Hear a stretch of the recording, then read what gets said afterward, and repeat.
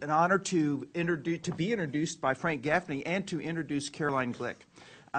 She is the senior contributing editor of the Jerusalem Post and director of the Israel Security Project at the David Horowitz Freedom Center. She serves as adjunct senior fellow for Middle Eastern Affairs at the Center for Security Policy here in D.C. She is the author of Shackled Warrior, Israel and the Global Jihad, put out in 2008. She holds a BA in political science from Columbia University and a master's in public policy from Harvard University. She served as assistant foreign policy advisor to Prime Minister Benjamin Netanyahu from 1997 to 98. She regularly briefs senior administration officials and members of Congress, such as myself, on issues of joint Israel-American concern. She lives in Jerusalem. She made Aliyah in 1991. She has 2 sons. A former officer in the Israel Defense Forces, she was a core member of Israel's negotiating team with the Palestinians. I'll bet that was a learning experience. Indeed. And later served as an assistant policy advisor to the Prime Minister. During Operation Iraqi Freedom, the widely published Caroline Glick was an embedded journalist with the U.S. Army's 3rd Infantry Division. And I'll bet that was a learning experience as well. She was awarded a Distinguished Civilian Service Award from the U.S. Secretary of the Army for her battlefield reporting. And most recently, she has authored a new book, The Israel Solution, a One-State Plan for Peace in the Middle East, put out this year. Help me welcome Caroline Glick.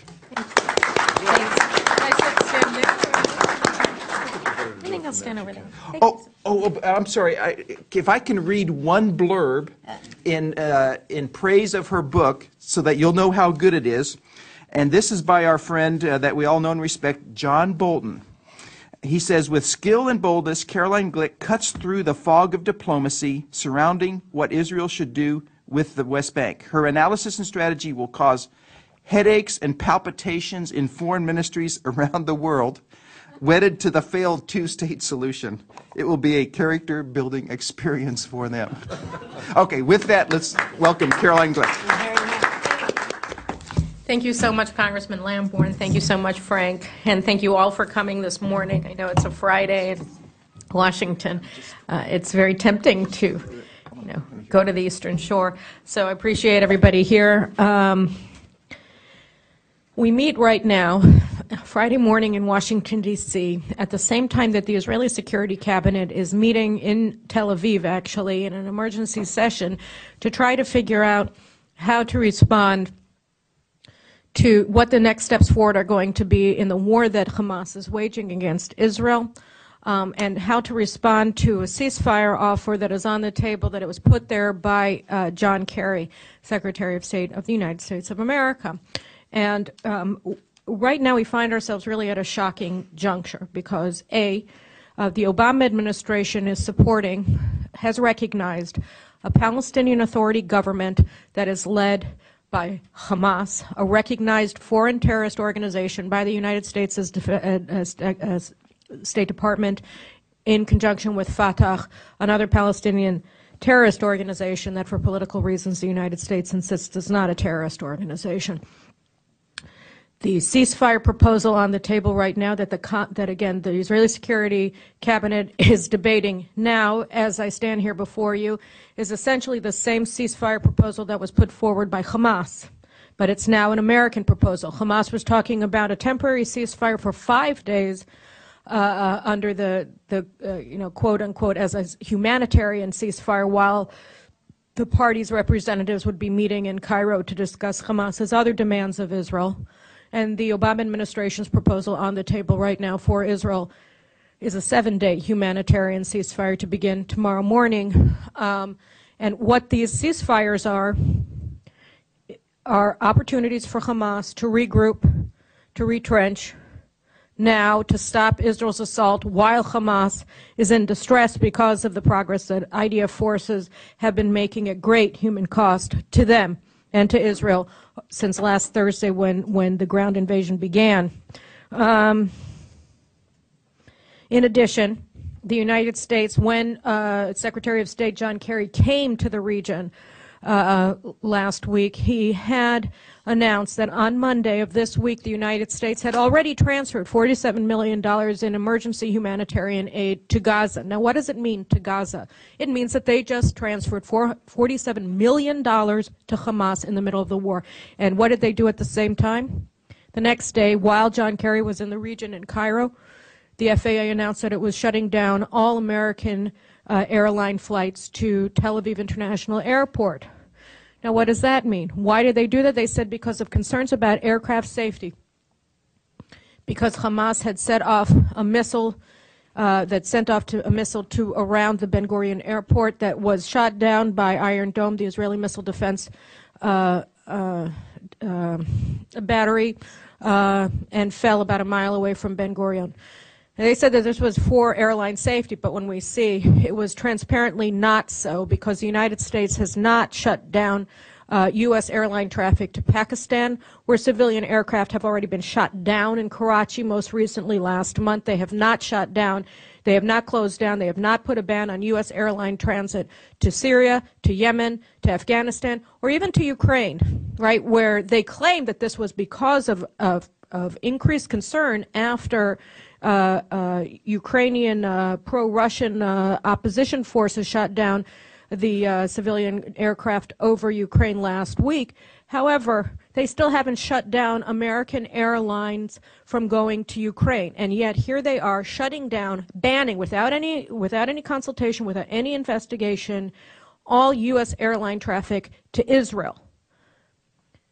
And they did it while John Kerry was in Egypt en route to Israel to try to force Israel to accept Hamas's ceasefire proposal, which is now a U.S. ceasefire proposal. We have never been in a position like this, friends. We are in new, uncharted territory, and it is deeply, deeply disturbing. In addition, yesterday, the State Department spokeswoman gave a wink and a nod at the UN when she said that she didn't know that UN, we have reports out, the UN has acknowledged that the UN schools in Gaza not only were used as missile storage facilities, but that when the missiles were found, the UN gave the missiles to Hamas, so that the UN is actively participating in Hamas's actions against Israel, illegal criminal terrorist war against Israel. And what did Marie Harf say at the State Department briefing? Well, they don't know about that. They have to check with local authorities about what the veracity of that claim is by the UN. Local authorities in Gaza are Hamas terrorists, as she knows, but she called them local authorities. All of this shows what? It shows the bankruptcy of a policy that the United States has right now and has had for the past 2 decades, actually, as a centerpiece of their Middle East policy, which is establishing a Palestinian state in areas controlled by Israel, areas that Israel has the legal right to sovereignty over under international law. Because it all inevitably leads to this: the United States siding with foreign terrorist organizations against America's most important Middle East ally, Israel, and taking actions that directly impact adversely Israel's economy and strategic viability, which is exactly what we've seen, friends, happen over the past several days. The act by the FAA, which you could see as a warning shot across the bow by the Obama administration, because it was so obviously political, because so obviously they were utilizing a double standard against Israel that exists nowhere else in real time. This was a warning shot across the bow by the Obama administration against Israel.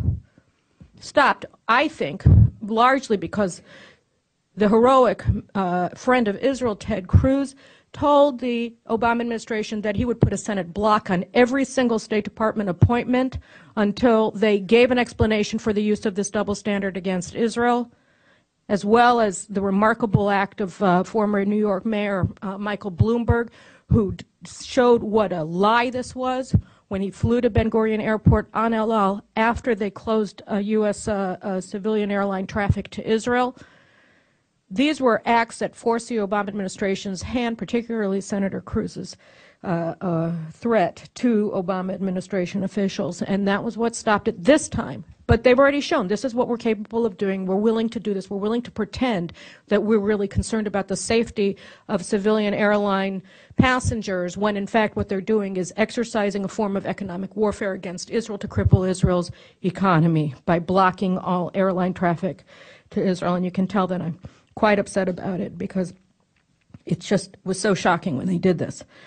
Now, again, this is not that surprising. It's shocking, but it shouldn't be surprising because this is the endpoint, necessary endpoint of what an American policy of saying we support a two-state solution will lead to. Why? Because who are the Palestinians who are supposed to be establishing this state? It's not just about, these are people who can only be popular by being hostile towards Israel. The more hostile you are, the more popular you become.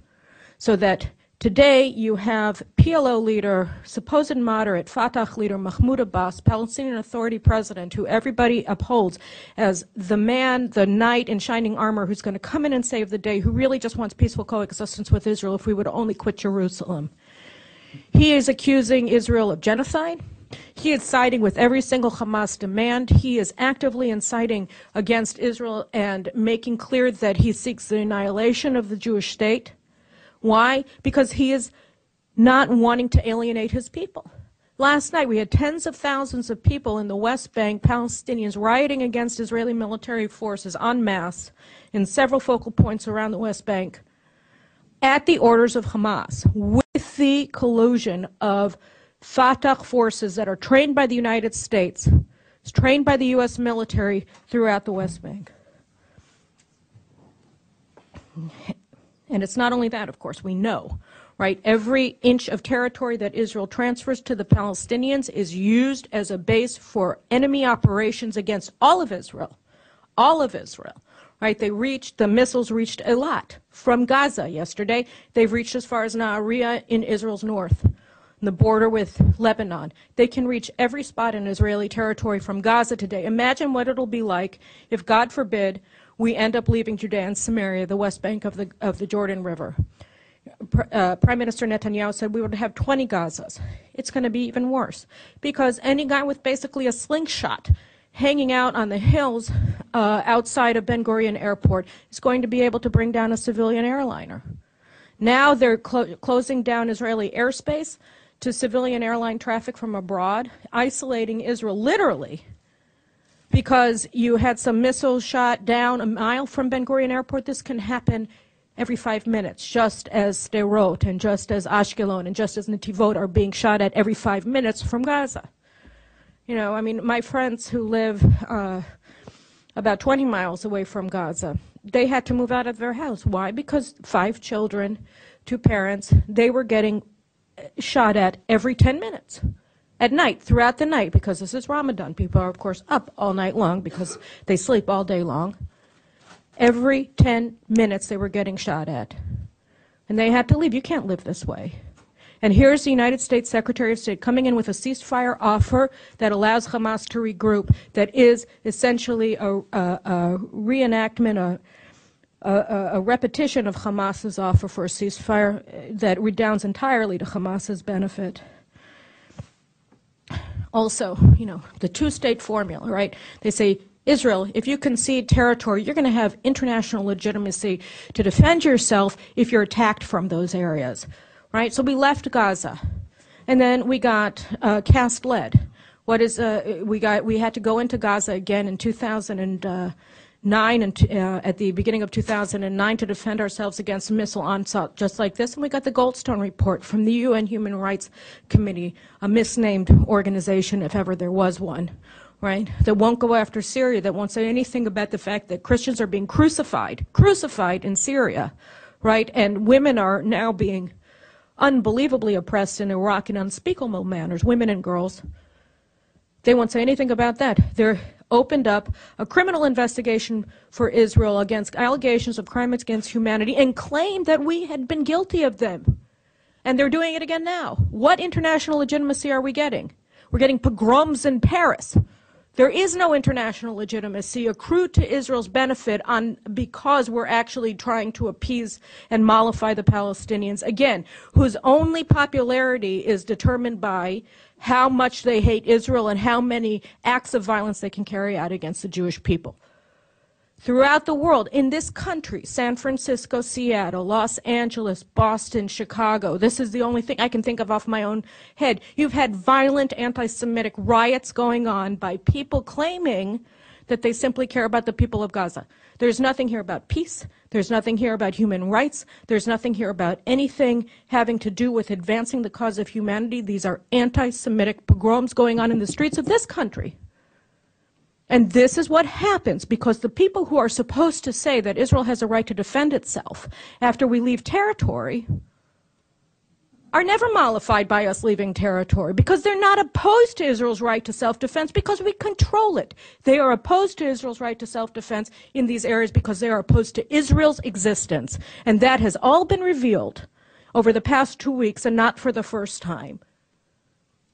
And again, where is the United States in this? When your country adopts as a centerpiece of its Middle East policy the establishment of a Palestinian terrorist state in areas that Israel is in control of, it is almost necessary, it is almost taken for granted that at the end of the day you're going to end up here. You're going to end up with an administration that is openly siding with, financing in time of war, a terrorist organization and taking actions that mount to economic warfare against Israel in time of war. Why? Because if you believe that the way forward in the Middle East is to establish an anti-Semitic genocidal terrorist state in areas that Israel controls and needs to maintain its existence because it can't survive without them, then you are going to join the campaign to destroy Israel. And that's what we're seeing today. In a way, we should be thankful that we're seeing it now, right? Why? Because we have a chance to stop. We have a chance to turn back and say, no, no, no.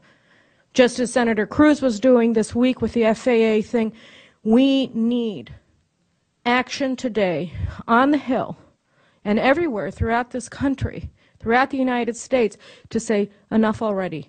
This whole idea that we can move forward in any productive manner by establishing a terrorist state run by a foreign terrorist organization,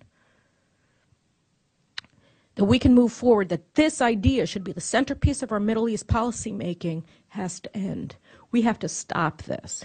And one last point about the Palestinians. You see, everybody says, well, if Israel gives up the West Bank, then you're going to strengthen Fatah, which they claim is a moderate organization, which through word and deed they prove on a daily basis that they are not.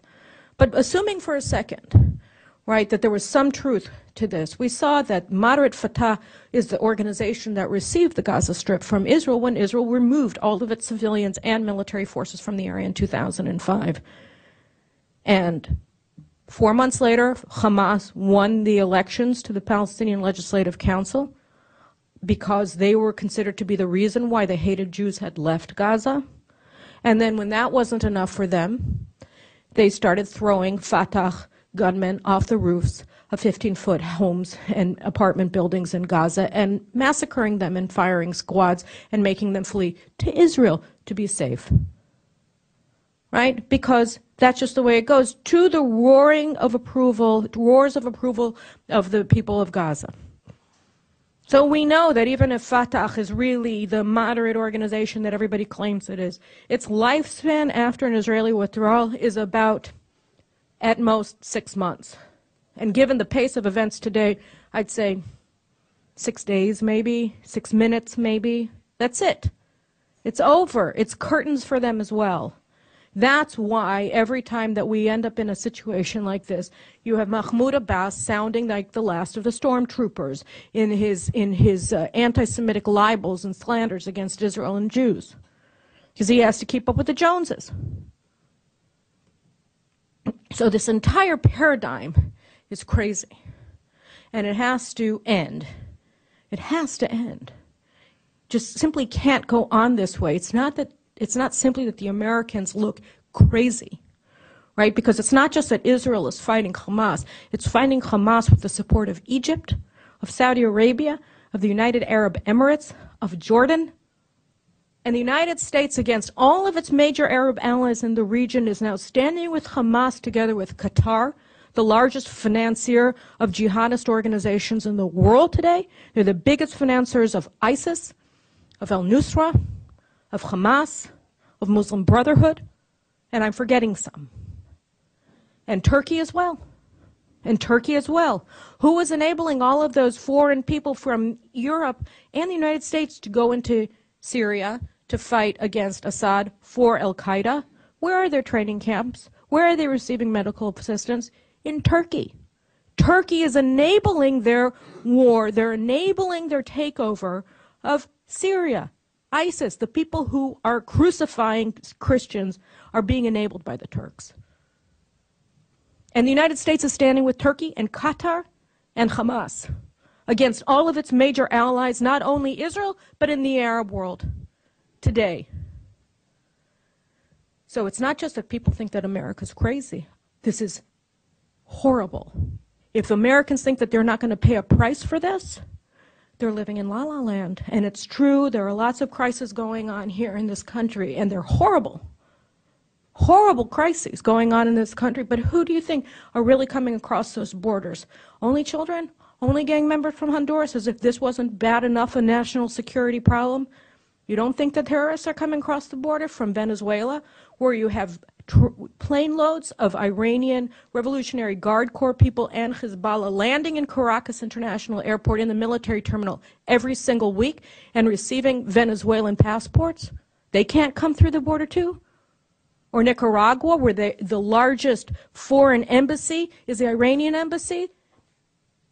They can't come across the border too? Why? If they can do it from Honduras, why can't they come from Nicaragua? Anybody looking into this? This isn't going to be bad. Turning your backs on your major allies isn't going to be bad. Supporting a foreign terrorist organization that is pledged not only to annihilate world Jewry and the Jewish state, but also the United States, that is part of the Muslim Brotherhood, that is allied with al-Qaeda. This isn't a problem. This is the American foreign policy today in the Middle East. This is it. This is what we're seeing. This is what exists. So, you know, this briefing was actually scheduled thanks to Ben Lerner and Frank Gaffney from the Center for Security Policy several weeks ago, before this war started, and the purpose was for me to talk about my book, The Israeli Solution. I brought a copy just so you can see it. The Israeli Solution to One-State Plan for Peace in the Middle East. Now, my book, unfortunately, is extremely relevant today as well. Why? Because what I say is exactly this. In a way, I foresaw exactly what's happening because it's a necessary conclusion of a foreign policy that is based upon empowering terrorists. And I said, this has to stop. And what we have to do moving forward is abandon support for Palestinian statehood and support instead the application in conformance with the law of nations of Israeli full sovereignty over Judea and Samaria, over the West Bank, and dismantling of the Palestinian Authority, which is at a minimum a gateway for a terrorist takeover of the areas that Israel vacates, and in actual fact is not a gateway, but is the foundations of a terrorist state in these areas. And the book, which is divided into 3 parts, says, A, in part 1, this is why the two-state solution will fail. This is why it has failed for 90 years. And why each time that it is tried and fails in the future, the forces of good throughout the world are going to be weakened, and the forces of evil throughout the world, the types of people that we're seeing right now in Gaza, are going to be empowered.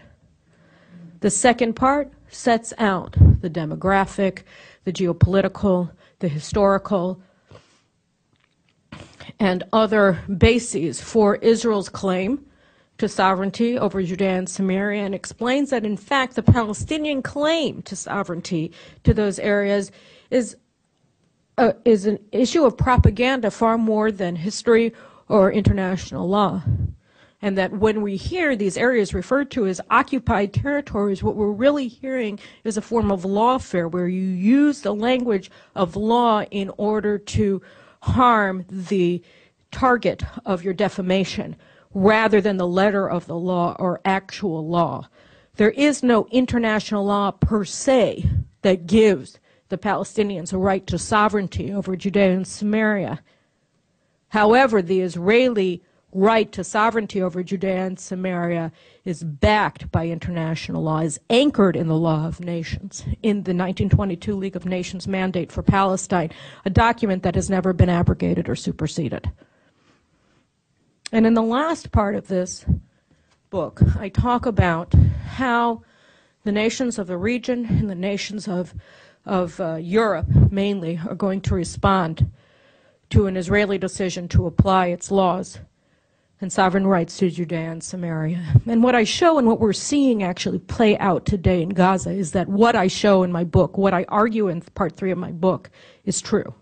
Because when we see the Jordanians and the Egyptians and the Saudis and the UAE standing beside Israel against Qatar, Turkey, Hamas, and America, what we're seeing is exactly what I said. I said that the Sunnis of the region recognize the danger that the Palestinian terrorists constitute not only for Israel but for them, because as part of a web of international jihadists that, as we see, span the entire region and indeed the world, Palestinian empowerment, Hamas empowerment, and make no mistake, Palestinian empowerment is Hamas empowerment, empowers all of the jihadists that are seeking the overthrow of the House of Saud in Saudi Arabia, of the Hashemite regime or kingdom in Jordan, of the secular forces in Egypt run by the military, and so on and so forth.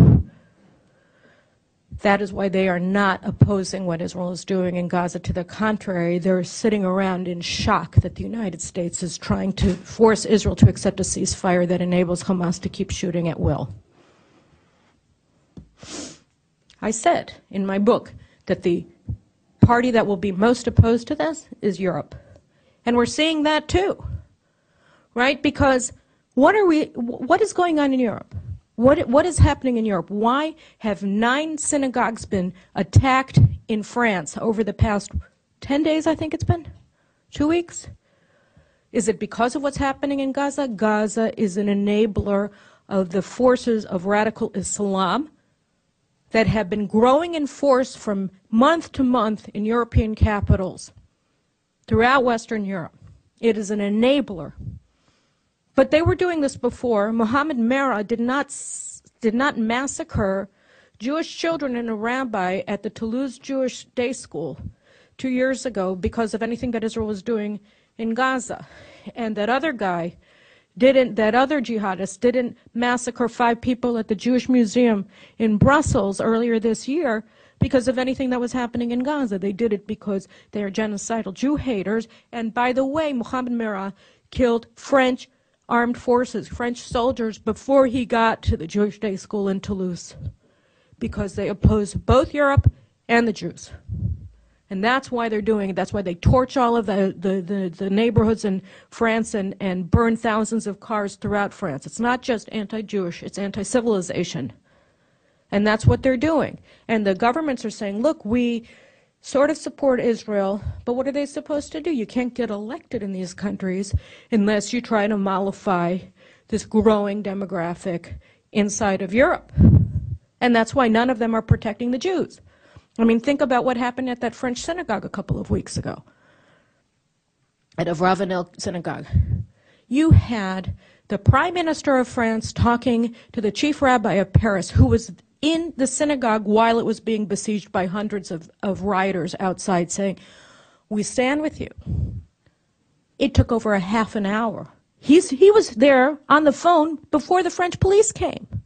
It took them over a half an hour to arrive at the synagogue. The only reason that the synagogue wasn't overrun was because you had Jewish communal security details protecting the synagogue for a half an hour before the French riot police arrived. What were they doing for a half an hour? Was it really that hard for them to arrive? What were they waiting for? The prime minister could get to the synagogue by telephone before the riot police could come? And then they come, but the next day the people are back and they're not there. So who's providing protection for the Jews? The Jews. That's it. on a daily basis. It's not the French government that's protecting them. In Frankfurt, you had policemen who participated in an anti-Semitic march a week and a half ago. They allowed the anti-Semitic rioters calling "Slaughter the Jews" to use the police loudspeaker on the police patrol car that was there to shout their message louder. This is what's happening in Europe. So what do we think? Of course, Europe is going to be opposed to an Israeli decision to actually apply our sovereign rights to Judea and Samaria. And this brings us back to the United States. And one of the critiques of my book was that I didn't talk about the United States. I didn't say what America would do in response to such an Israeli action, because the purpose of this book, which I wrote for the American audience, is to convince Americans, and Israel we already know, the vast majority of Israelis understand that land concessions to the Palestinians brings only war. And if anybody had any doubt, let me tell you, the last 3 weeks convinced them as well. We cannot give them any more land. We cannot survive if we do. And we get it. But the Americans are still running around saying two-state solution, two-state solution. Let's give $440 million of U.S. taxpayer money to Palestinian terrorists every year. And by the way, let's shut down, again, civilian airline traffic to Tel Aviv, just out of an abundance of caution. So I wrote this in order to explain to the United States, stop. What you're doing is harming yourselves. Israelis will figure it out. We have to. We didn't come there in order to destroy ourselves. We didn't rebuild the Jewish state after 2,000 years of exile in order to be destroyed. And we won't be. But what about America? What about America? What's America doing to itself? By siding with its worst enemies against its allies. It's not protecting any American lives by doing so. It's not protecting U.S. national security by doing so. So no, I didn't say how America would respond, but I did say how America should respond. And here, too, when we go to where we are today, right, when we go to where we are today, there are things. Senator Cruz stopped the FAA ban on flights to Israel this week. He stopped it through Senate oversight. Thank God he did. But the U.S. Congress has a lot of things that they can do to roll back this policy. And I'm just going to give you a couple of asks, as they say in Washingtonese. Look, today, this week, as I said, the UN Human Rights Committee said that they were going to have an official investigation of alleged Israeli war crimes in Gaza, right? The only people really who are alleging it are CNN anchors, but whatever. You know, but they all agreed. The Americans were the only ones who voted against it. By the way, what is the United States doing exactly at the UN Human Rights Committee? That's a question to be asked by Congress. But the other question is, why should we be funding the UN Human Rights Committee or the UN when they're doing this kind of revolting anti-Semitic propaganda? We are funding a Kafkaesque tribunal against the Jewish people by giving them U.S. money. And the United States funds 22% of the UN budget. 22%. Put a hold on it. Put a hold on it. Just like the U.S. Congress put a hold on UNESCO funding after they recognized Palestine. Put a hold on the budgetary allocations to the UN Human Rights Committee. No money. No money. And if they keep doing it, no money to the UN. Jesse Helms did it. Can do it. Do it. While we are fighting Hamas in Gaza, while 6 million people in Israel are being forced to sit in bomb shelters, take their children into bomb shelters at night, while you have thousands of Israelis who are living in areas abutting Gaza that are now seeing tunnels into their communities that were supposed to be used for massacring them, for kidnapping them, and for bombing their children. While we're seeing that, in Europe, they're extending and widening their economic warfare against Israel. You have the French, you have the British, you have other nations in Europe that are now passing restrictions calling for labeling of Israeli goods. You're having them barring their national entities from doing business with Israeli companies that also work in Judea and Samaria, which means all Israeli companies to all intents and purposes. This is a European version of the Arab economic boycott of Israel. The United States was able to deal with this very well, right? By passing laws that said, if you are a part of this boycott, you cannot do business you cannot receive federal contracts, you cannot do business with the American government. If you are a part of this, you cannot do business with America, and it was effective. Unfortunately, now it's going to have to be done to the French government, because these are the anti-Jewish legislations that are being passed by parliaments in Europe at the behest of the European Union.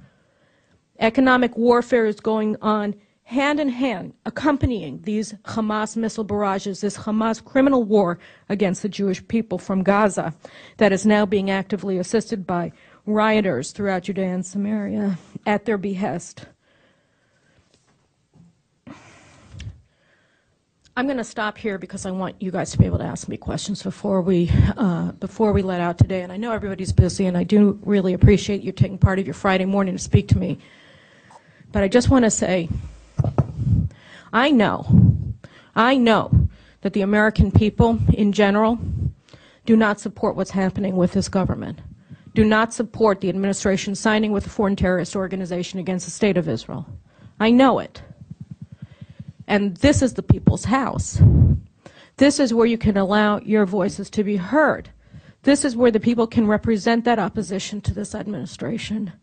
And this is where it has to start. It's important, these protests and these counter-protests against these anti-Jewish pogromists throughout the United States, that's important, but it's important for Congress to act as individuals, putting holds on appointments, putting holds on allocations of money, whether it's Kay Granger or it's Ted Cruz in the Aviation Subcommittee, responsible for the FAA, in the Senate, whoever it is, put a hold on their money, stop funding UN, start calling Europe to account for their anti-Semitic economic boycotts of Israel that are now government-sponsored. Hold people to account and hold this administration to account. I'm sorry to come in here and say it, but this administration is siding with Hamas today in this war. They're pushing a ceasefire that is Hamas's ceasefire offer. It has to be opposed, because it's not just Israel that's at stake. It's the United States of America. So thank you very much for your attention. Thank you. Carolyn, let me just say at the outset, Congressman Lamborn had to run to another meeting and regretted very much having to only hear part of what you had to say. He was struggling mightily to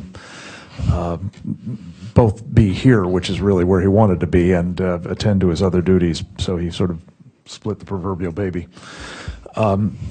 He did a good job this time. You have done a good job, an extraordinary job, as you always do, in laying out the challenge. I think the only thing that I would add to it is this is, in a way, a microcosm of the larger failure of the administration's policy.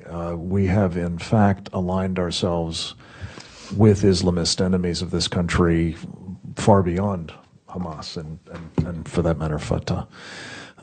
It is a crisis of the first order that is simply manifesting itself in a kind of microcosmic way, it seems to me, here. It's just that it is of such existential importance to Israel that we not do that in this case. It will ultimately be an existential threat to us as well, but it is important, I think, to back the lens up and just reinforce the point that you made in closing, that this is, in fact, not just about Israel. This is about us as well. So with that, we've got a lot of questions. Debbie, let's start with you. Please introduce yourself. Hi, I'm Deborah Weiss from Page Magazine. Thank you, Caroline, for such a great and informative presentation, as always. Last night I was watching television, and obviously the bias is all in the other direction. I was appalled that I saw a man who is Jewish and lives in Israel and was working on a BDS campaign from within, and I'm totally siding against the Israeli military. I was wondering if you could comment on the internal threats within Israel and if you see it growing or if it's a concern, and how people like him should be treated by the government. He used to be in the IDF, by the way. Just want to greet Congressman Trent Franks, another truly wonderful friend of Israel. Thank you so much for joining us. Thank you. I don't know who you were speaking about, but look, I mean, you know, it is a tried and true way of getting quoted by the likes of Tom Friedman and others to be an Israeli who opposes Israel. And so it's not at all surprising that this person was interviewed by whatever news organization trying to be the new Al Jazeera was interviewing him. The fact of the matter is that, you know, you have 80% support for the operation in Gaza among Israelis, so that, and I would dare say that the 20% that oppose it are actually not 20%, but less, and it's just a question of polling data. But it doesn't matter. The point is that what we see happening, and you know, I saw it I see it on a daily basis among the foreign diplomatic corps inside of Israel, is that there is a community of Israeli Jews. They're very, very radicalized, very anti-Israel, and they're really the people who foreign journalists and foreign envoys speak to. I remember this one time, several years ago, the deputy ambassador of Britain asked to meet with me. And I met with him a couple of times, and I remember the first time that I met with him, he just was agape, mouth agape, couldn't believe what I was saying about whatever it happened to be at the time. I've never heard an Israeli speak like this. And I said, well, who have you been talking to? And they were all radical leftists. And so this man, to his credit, actually reached out to somebody who represented the vast majority of Israelis to see what I thought. And I said, have you checked the opinion polls of Israel? Have you seen where the public is on whatever issue it happened to have been? And I apologize for not remembering. But there was over 60% of Israelis at the time who were supporting exactly what I was telling him, and he never spoke to anybody who had the views of the overwhelming majority of Israelis.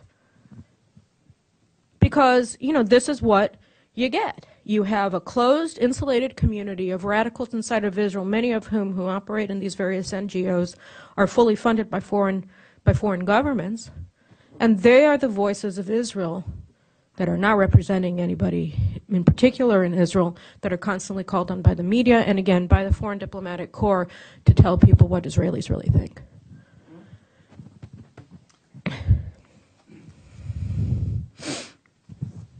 Dan Pollock with the Zionist Organization of America. You know a lot of the personalities of the people who are going to be making the decision about what to do about this carrier proposal.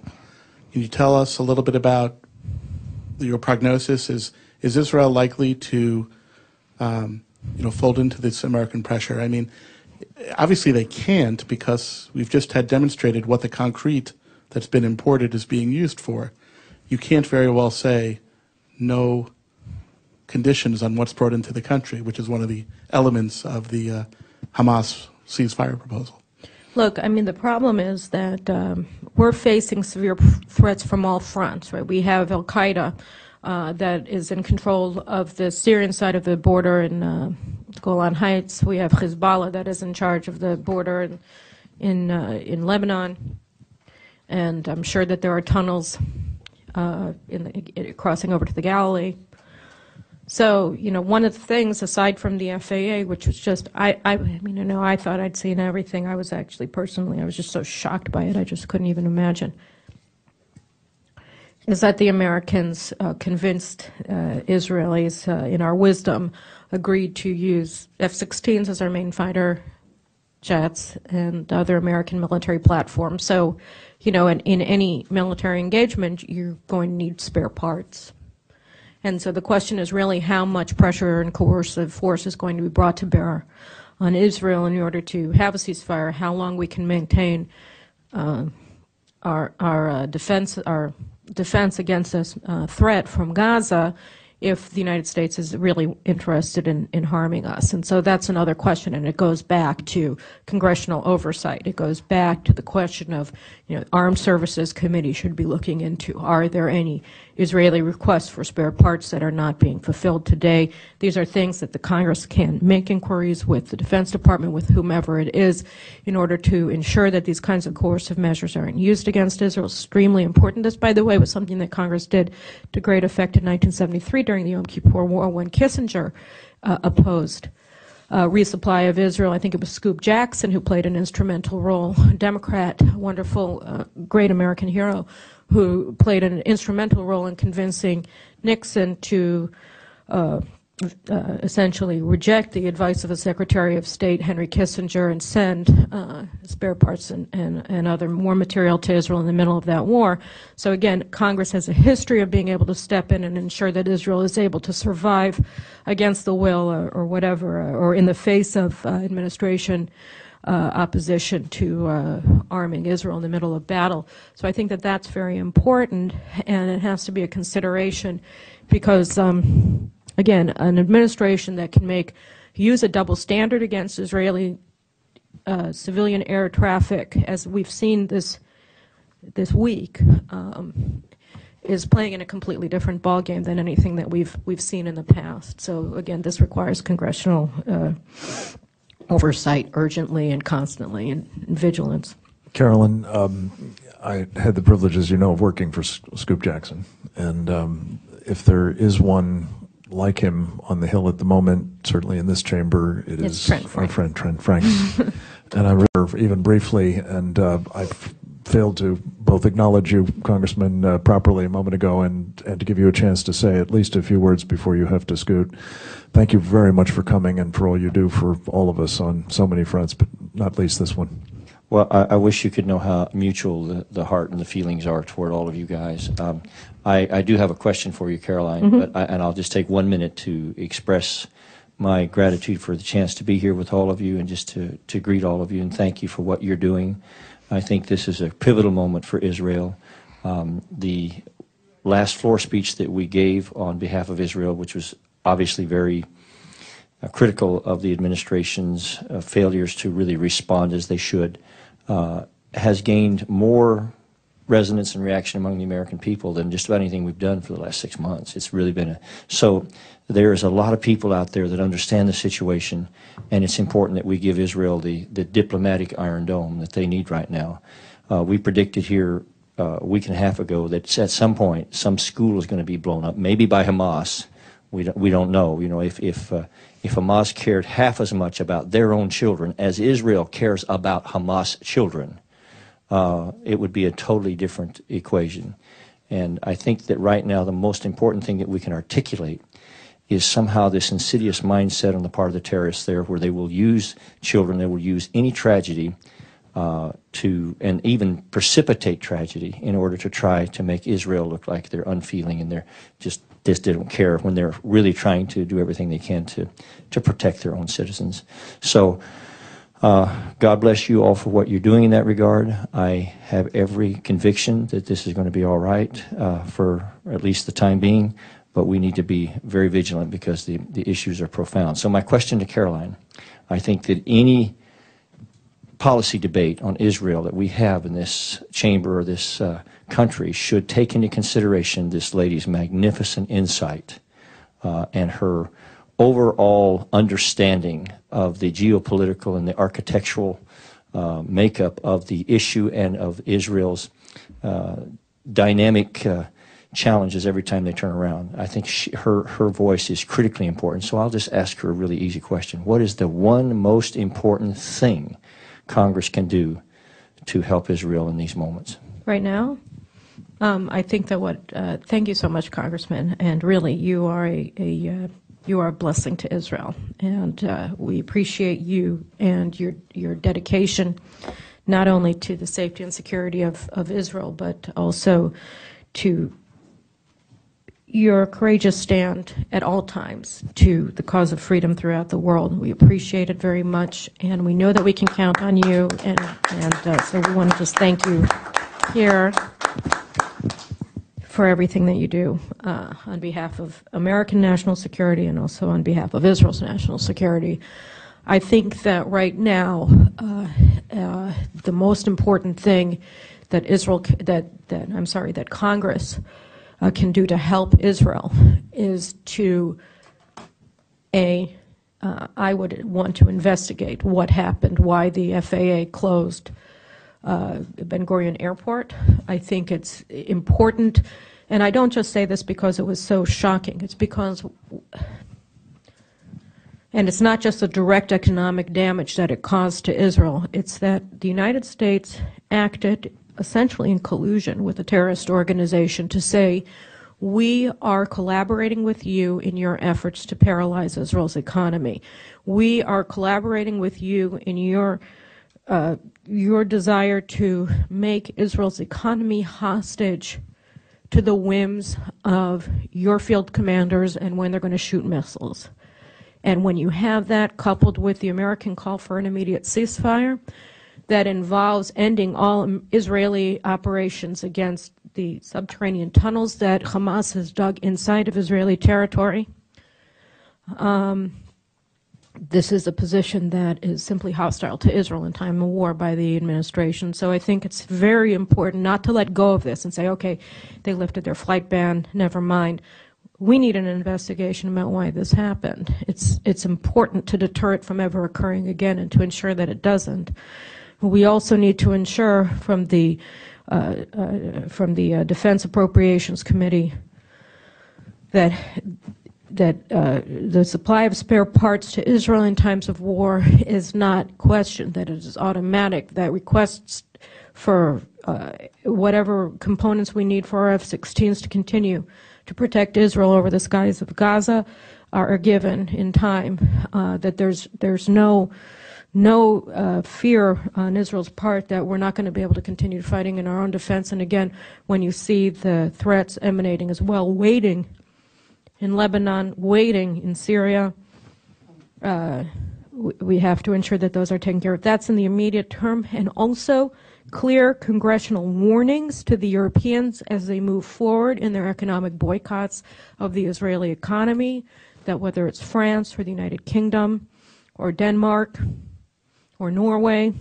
that they're going to risk their business in the United States if they enact anti-Semitic legislation that either forces Israel to have special labels for its exports to Europe,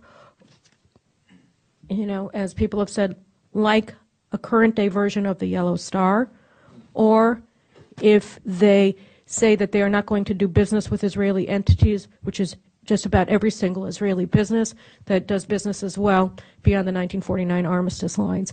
Those actions should be met with action by the Congressional Commerce Committees saying you should be put on warning, you are going to pay a price for enacting anti-Semitic legislation inside of Europe. So those are the things that I think that Congress can do now. And then the last thing that Congress can do for the Appropriations Subcommittee of the Foreign Relations Committee did not put in aid to the Palestinian Authority for the fiscal year 2015. However, in their explanatory notes, they already have in their language for restrictions on a presidential waiver for enabling that aid to move forward. And by including the language for the waiver inside of the explanatory notes of the funding bill, it makes clear that the House assumes that aid is going to be restored at some point in the markup process of the foreign appropriations bill.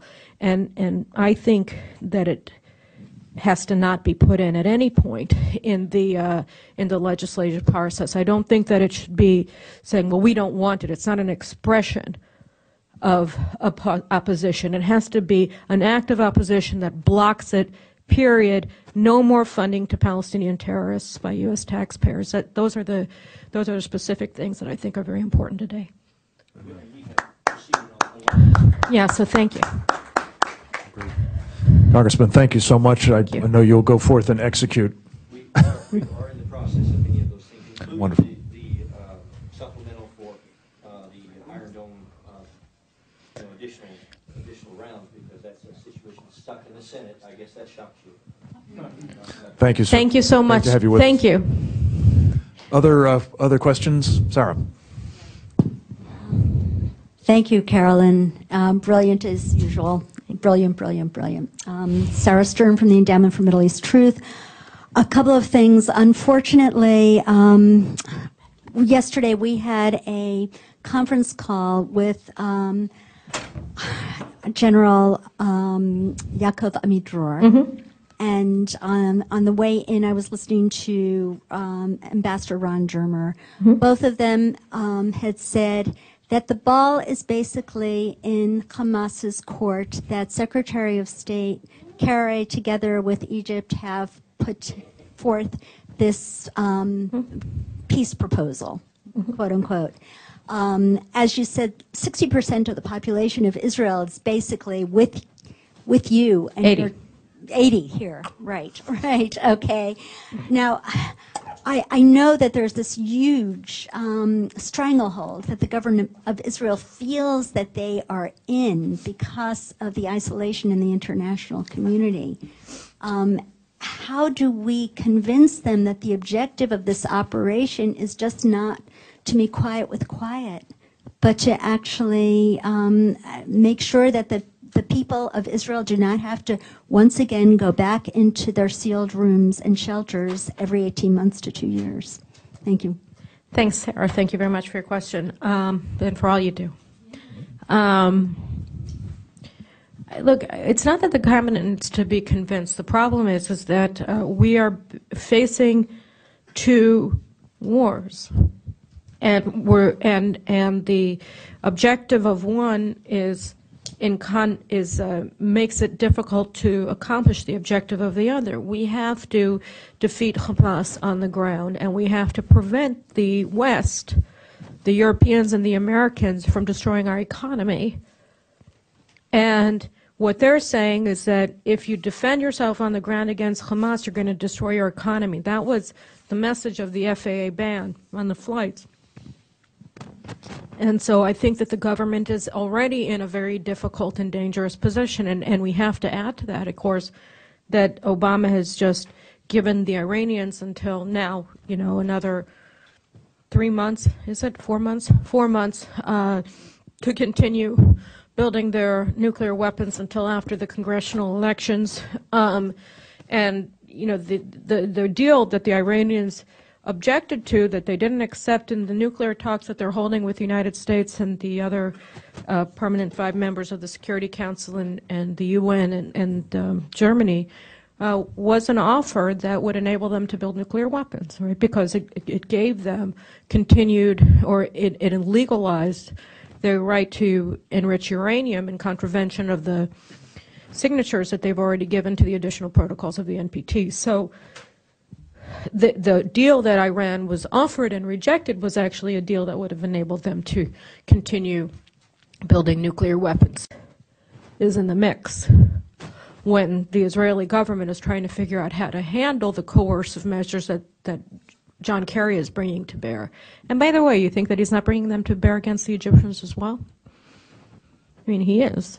So it's just, it's a problem. We have to defend ourselves, and the world is making it increasingly difficult for us to do so.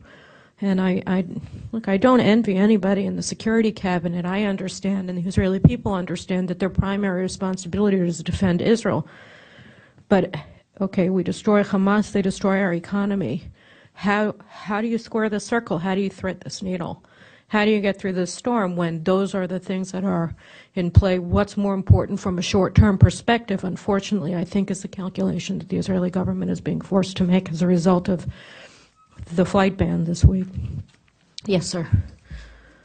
No, yeah. Caroline, thank you. I'm Chief of Staff for Congressman Bridenstine. My name is Joe Kaufman. Hi, nice to meet you. Each representative in this body represents over 700,000 people. Long term, and perhaps even nearer term, the important thing is to sway American public opinion on this matter. And my question is, how can members of Congress and their staffs best advance the truth that the fate of America is inextricably intertwined with that of Israel? Well, I mean, the cutesy answer is have them read my book, but just, you know, a more serious or less serious, whatever, response to that question is the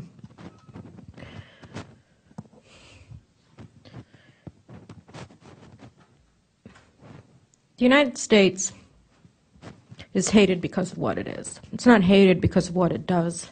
It's hated because of what it is.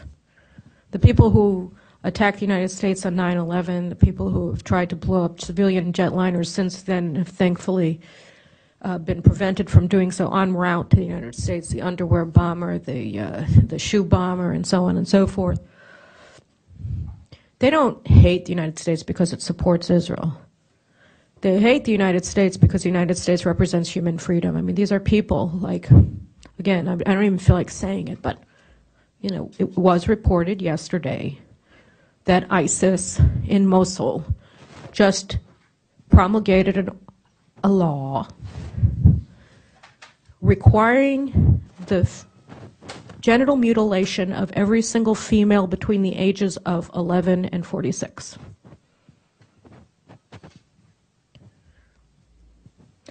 Their hatred for the United States would be just as strong if there was no Israel, if there was never a Jew in the world. These are people who are evil, who reject human freedom. And that is why they want to destroy the United States, because the United States is about human freedom and essentially nothing else. Because everything else, free markets, free trade, all of that is consequence of being about freedom. That's the be-all and end-all of America, and that's why they hate America. And that is why they hate Israel. And the stronger that these forces get by, for instance, harming Israel in any way, shape, or form, the more empowered they will feel in their ability to achieve their ultimate objective, which is world domination through the annihilation of the United States of America. And I think that is the key insight that people have to understand. You cannot appease people who want to do that to female human beings, children and adults. You cannot appease people who crucify Christians. You can't. You can't appease them. There's nothing to be done. You have to fight them. You have to defeat them. And Hamas is doing the same thing. Now, the reason why the Palestinians are considered, for some reason, to be different from ISIS, different from Osama bin Laden, different from all of these monsters in human form, is because they are primarily attacking Jews. And if they were primarily attacking Christians, people would recognize that there's no distinction. But because their primary target is the Jews, people pretend that there's a distinction and that a victorious Hamas, God forbid, wouldn't move on from there to Jordan, to Egypt, to America. They will. And I think that that's the primary point that has to be raised. Because, you know, I mean, I was talking on my way here to my nephew who's interning at the Senate this summer, and I said, look, you know, we have had American presidents in the past who it has been exposed after they left office that they were hostile towards Jews. I mean, if you listen to the Nixon tapes, right, everybody says, oh, Nixon was an anti-Semite. So he was pro-American. Because at the end of the day, he recognized, love them or hate them, the Jews were the front line of America's strategic defense in the Middle East.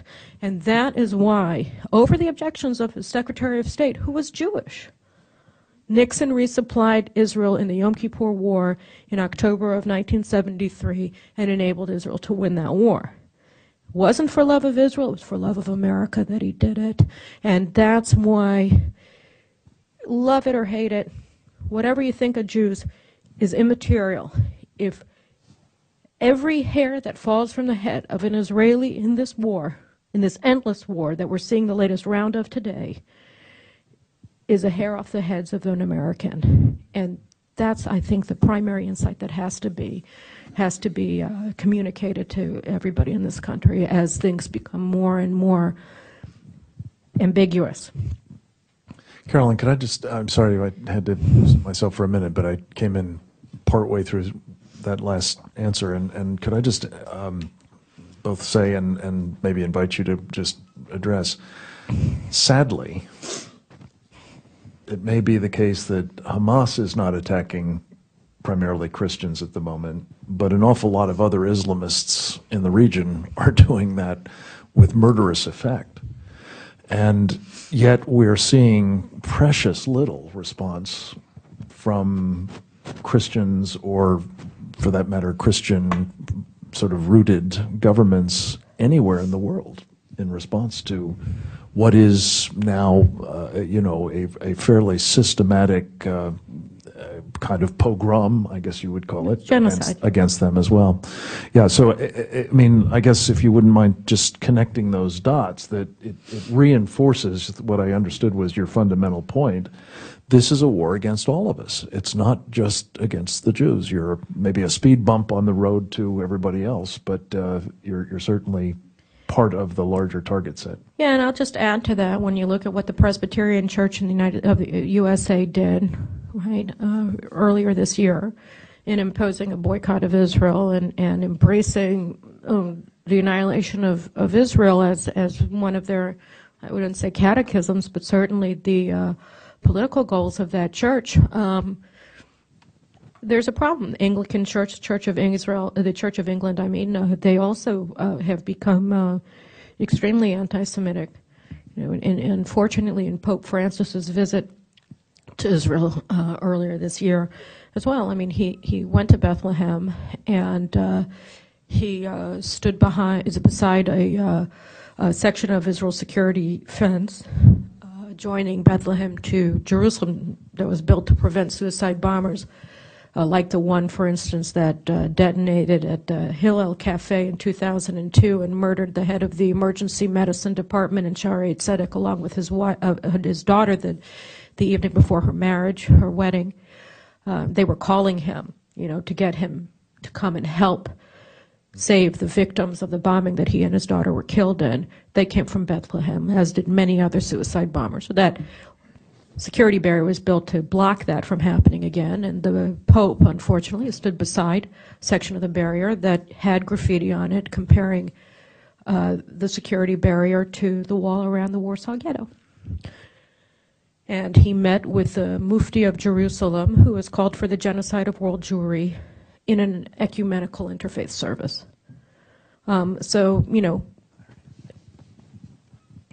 Unfortunately, for whatever reason, Western churches are choosing to be silent, at best, in the face of the mass slaughter of Christians throughout the Middle East, and in many cases are actually siding with the people who are killing them against the Jews. And I think that there's a real growth opportunity here for Christians who care about the continuation of Christian presence in the Middle East and oppose crucifixion and female genital mutilation to actually stand up and have their voices heard in their churches in the United States and in Europe. So we're in a very precarious moment in the history of Western civilization, and I'm sure that many who have been silent until now will finally recognize that they have to stand up and shout.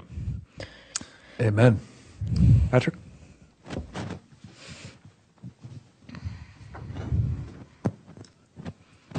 Patrick Poole, what has the position of the Egyptians been? We've behind the scenes in all this, because it does seem that Hamas's ultimate goal is the permanent reopening of the Rafah border crossing. That is their main concern, actually. And you see that in their ceasefire demands of Israel, they're demanding that Egypt open the border between Gaza and Egypt. So, well, I mean, we see it on the ground. The Egyptians were just pouring sewage into the smuggling tunnels across the border from Sinai, the Egyptian Sinai to Rafah, to Gaza. Yesterday it was reported. So, that the Egyptian military last year overthrew the Muslim Brotherhood government in Egypt, which was openly seeking to transform Egypt into an Islamic republic, openly, overtly seeking to do so. I mean, Morsi had conferred to himself absolute powers to run Egypt with no oversight by any governing body whatsoever. And he was already taking steps towards implementing Sharia law in Egypt through constitutional reform that was supported by the Obama administration and the military. And by the way, they were doing it at the same time that Egypt's foreign reserves were essentially gone, and Egypt had no ability to feed its own people. So they needed an enormous amount of money, which Qatar, by the way, was giving them. They gave them, I think, $12 billion or something when they came in. So they were bankrolling the Muslim Brotherhood in Egypt. Now, Hamas is the Muslim Brotherhood.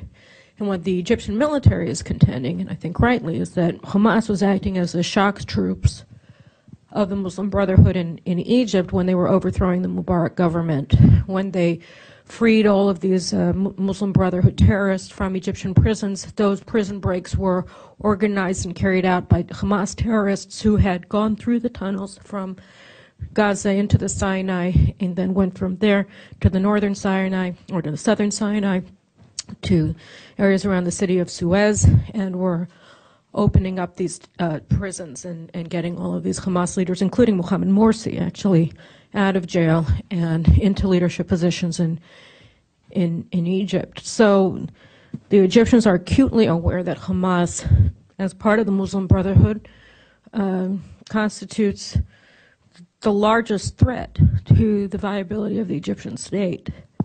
And that's why they have been strangling Hamas economically and from a war material perspective, by blocking the transfer of both funding and war material, trainers, etc., that had been going through an underground tunnels highway connecting Egypt to Gaza, that the weapons had been coming in from Sudan, traversing Egypt, and then through the Sinai into Gaza. That was the highway. And the current military government, Sisi's government, has been blocking it. So, the Egyptians have been very clear. I mean, the ceasefire that they tried to implement before Israeli ground troops were introduced to Gaza last week, was a ceasefire that Israel could agree to because it gave Hamas no advantages for having to gone to war against Israel. So they had already shot, I think, over 1,000 missiles at population centers in Israel by the time that the ground forces were introduced. And so what the Egyptian ceasefire that was offered last week, that John Kerry decided wasn't enough, right? The Americans essentially rejected, which is why Hamas rejected it. That ceasefire would have said, okay, Hamas, you got nothing for your troubles, and therefore you are humiliated, therefore you are defeated, therefore you're not going to extend your credibility either in Egypt or throughout the Arab world. And that was the basis of the Egyptian ceasefire. So from all of the things that the Egyptians have been doing on the ground, it's very clear that they don't want a ceasefire.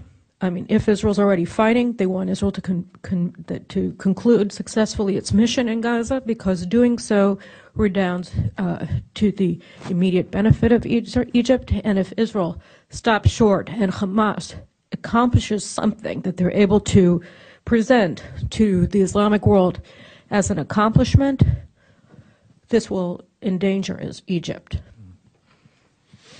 Claire Lopez. Claire Lopez with the Center for Security Policy. More on the tunnels. Obviously, the tunnels have been incredibly important to Hamas in terms of bringing in not just weapons and explosives and terrorists and supplies, all of that. But now the main objective of the Israeli forces going in there is to destroy these tunnels. Well, how effective can it be if the tunnels can be really shut down, or the majority of them, in really pressuring Hamas? And then how possible do you think it might be to maintain the tunnels being shut down without the IDF, without Israel occupying Gaza again? Those are really good questions. I mean, I think that it's very clear that the primary goal of this operation is to destroy the tunnels. This has been made clear by the government, and unfortunately, due to the fact that there haven't been Israeli boots on the ground in Gaza essentially for 9 years, they've been able to build this entire infrastructure of terror underground with no oversight. And what they were saying was that Israel was so taken aback by the breadth of the tunnel operation because they've been using civilian smugglers to do it. So they haven't been specifically Hamas operatives that Israel's satellites and other signals intelligence assets might have picked up. They were civilians that Israel might not have necessarily been looking at, which is why Israelis were so shocked by the extent of the tunnel networking. Now these tunnels are just sort of shocking in the versatility of the kinds of operations that they can enable Hamas to accomplish, whether it's using dozens or even hundreds of fighters going through simultaneously through a number of tunnels at once that are going to take them out inside of Israeli communities along the border with Gaza and enacting a multi-pronged massacre of Israeli populations inside of those border communities. Or if it's, as we saw, the abduction en masse of Israeli civilians from these areas and they're spiriting them back to Gaza, again in a simultaneous multi-pronged operation through a number of tunnels simultaneously. Or if it, as we have seen, is a detonation either simultaneously or individually of some of the high tonnage bombs that we have seen that have been ready for detonation upon receipt of orders underneath Israeli kindergartens and other civilian targets.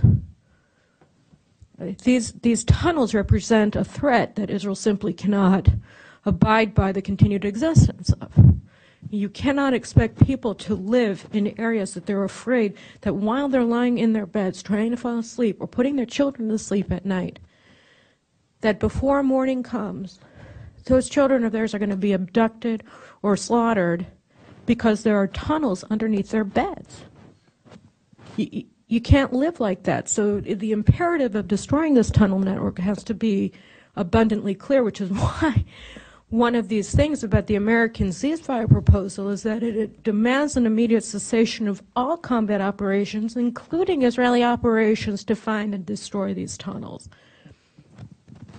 Missiles, we have our Iron Dome, thank God, but what do you do against people popping out of the ground and massacring you? You can only destroy the means of accomplishing that mission. The minute that they're in that tunnel, they're essentially already attacking you. So this is something that just can't end until that's accomplished. Carolyn, this really calls to mind very vividly the warnings that you, among others of us, but you particularly effectively expressed about not giving up Gaza in the first place. And I know you would just as soon not say, I told you so, but you certainly are entitled to. Anybody else? Questions or comments? You actually have the mic yourself. Over to you. Good morning, Ms. Glick. I have to say, I picked up your book the first day I saw it and read it immediately, and it reminded me actually of another book by... You might introduce yourself. If you would. Sorry. David Daoud, Center for Security Policy. Okay. Intern. So it reminded me of Benny Morris's book, One State, Two States. And one thing you two agree on is that the two-state solution is an absolute disaster, at least as the situation is on the ground today. But the alternative of one state, how would that work, even given, your book makes the argument that the demographic is skewed and that the Palestinians actually number a lot less than the numbers claim, they would still, incorporating them into Israeli society would give them about 40% of Israeli society. How would we avoid a situation like Northern Ireland, Lebanon, Yugoslavia, anywhere where you had two populations that have historical enmity living under the same national roof? Well, we already have that, right? We have it now. The Palestinians are inside of Israel's sovereign territory. You have Judea and Samaria on the one side, you have Hamas, and Gaza on the other side. And so we're already dealing with that thing. It's an optical illusion to see it as something that will happen.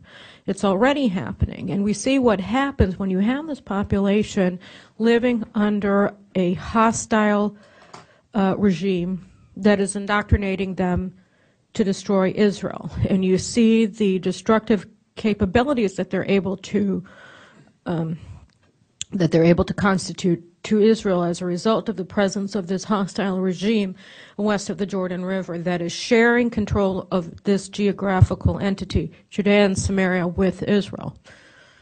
So, it's cited, well, if they are part of Israel, they are part of Israel. And right now, they're a part of Israel that is governed by terrorists. And this is what we're getting as a consequence. So,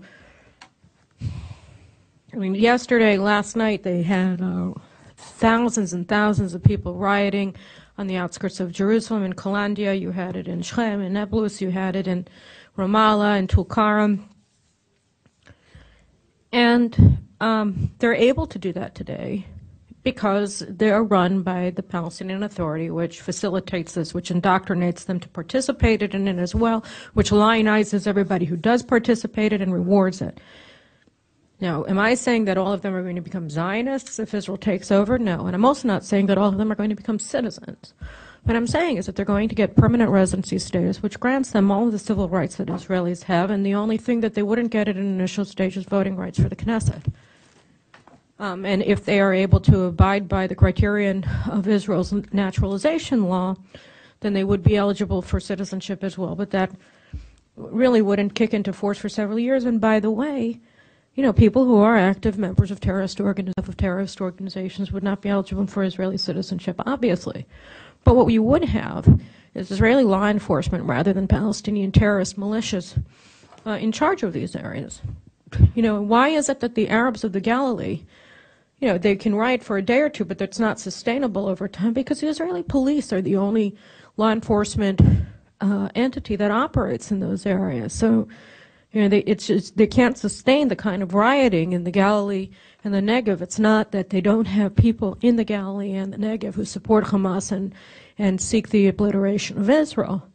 It's simply that they don't have the capability, they don't have the wherewithal to carry out suicide bombings, to gain missile technology, to whatever it happens to be that you were able to do under Hamas in Gaza and that you would be able to do under Hamas in Judea and Samaria if a Palestinian state is. So again, and what I say in my book, I didn't actually choose the title, The Israeli Solution. That was Random House's choice. But Israel is the only thing that works in the Middle East today. And so what the two-state solution is we want more terrorists in charge and less of Israel. And what my book, The Israeli Solution, says is, no, we want less terrorist control. We want more Israel. And that's, first step towards beginning to restore sanity and to expand the zone of freedom in the Middle East is by expanding the zone of freedom of Israel. And so I think that's the basic notion behind my book. Go with what works. Don't go with what's broken. Then more might work and less will be broken just, as a first step forward. And I don't know whether you saw it, but this gentleman over here has been raising his hand for quite some time. So. I have not seen it. We're right up against the stop, so quickly, please. I'll make it quick. Thank you. My name's Matt Beaver. I'm a retired U.S. Navy captain and a stalwart friend of Israel. Thank About you. a third of the way through your wonderful and compelling book. Thanks. I appreciate it very much that you came. You made a distinction, or you noted the distinction that we make between Fatah and Hamas, which isn't really helpful. When I hear the term Islamist, Islamic radical, I think sometimes that we're crippling our ability to have a really frank discussion of the threat when we use those terms. And I just wonder, isn't it high time that we just called Islam for what it is? It's a barbaric ideology. And the threat isn't Islamists or Islamic radicals. The threat is Islam. And we should use terms like Islam being the threat and jihadist perpetrating the threat and just speak in clear and simple terminology and not feed, I think, a false narrative by using terms that the opposition would like to hear, like Islamic radicals. I don't think that anybody wants to hear Islamic radicals. I mean, you have the White House saying you're not allowed to talk about terrorism, let alone Islam. I mean, let alone Islamism, let alone jihad. I mean, they're saying that a war on terror, which was itself, as you say, a misnomer, because it should have been called as Frank Gaffney called it at the time, a war against Islamofascism, whatever you want to call it, but it wasn't terrorism. Terrorism was the means that they used to achieve their goals. Today they're using extended means, like circumcising women, right? I mean, they're doing all kinds of crucifixion. Is that a form of terrorism? I don't know, maybe just barbarism, war against barbarism. What do you want to call it? But the point is that, all of this terminology, the fact that federal agencies are barred from using language that could actually enable them to explain reality to one another or to discuss it, whether you want to call it Islamism, Islam, radical Islam, jihad, terrorism, bad guys, Sharia, whatever you want to call it, evildoers, not allowed to say that either, right? Everything has to be sterilized into some sort of a language that doesn't enable you to actually even understand reality if you use it, which is exactly, of course, like Orwell's Newspeak in 1984, and it should be terrifying to everybody that you could have these kinds of constraints on language in the United States of America, and certainly in the federal government. So would it be better if these bans were removed? Yes, of course they would. You have to start somewhere. And what this book does, I think, is it says start here. Start here. Start with the centerpiece of U.S. Middle East policy, which is to squeeze Israel into borders that will which will cause necessarily its annihilation. Start with that. You want a foreign policy that makes sense for America? Be good to America's friends and bad to America's enemies, wherever they are. If the friends are Israelis or Hondurans or Colombians or Japanese, whoever they are, just stand with America's allies, even if they're authoritarian regimes, even if they're Egyptians, if they're fighting against enemies of America, then they're American allies. Stand with people who are fighting people who want to annihilate America. Share your values, don't share your values. They share your values of not being murdered by people who want to kill you. Stand with them. Oppose everybody else, including Turkey, a NATO member, including Qatar, which is the home of 3 very important U.S. military bases and, a dozen U.S. universities. Oppose them. Oppose them. Because then people will want to be your allies and they won't want to be your friends. How are people of Ukraine feeling right now about that deal that they made with Clinton and giving up their nukes? Feeling good about it? If you don't stand with your allies, then nobody will want to be your ally. If you support your enemies, then everybody will want to be your enemy. Start with Israel. Be Israel's ally. Israel is America's ally. Be Israel's ally, and do it this way. There's no other way to truly be an ally of Israel except to reject the Palestinian propaganda myths about national rights to the Jewish heartland. Start there, and then things will start to fall into place, including language. So thank you guys Carolyn, very, very much. Well done.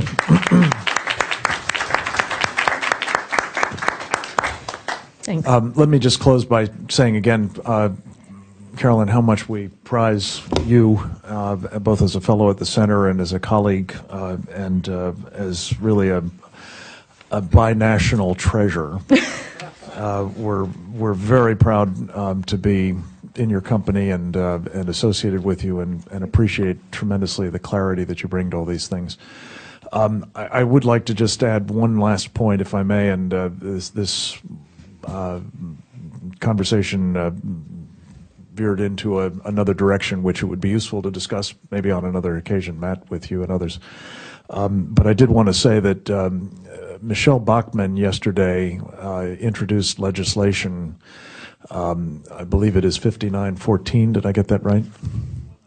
I beg your pardon, transposed. 5194 is the bill number. I commend it to all of you. It would call for the designation of the Muslim Brotherhood as a terrorist organization, foreign terrorist organization, and set in train a series of steps that would help counter it abroad and roll it up here. And it's a very, very important piece of legislation.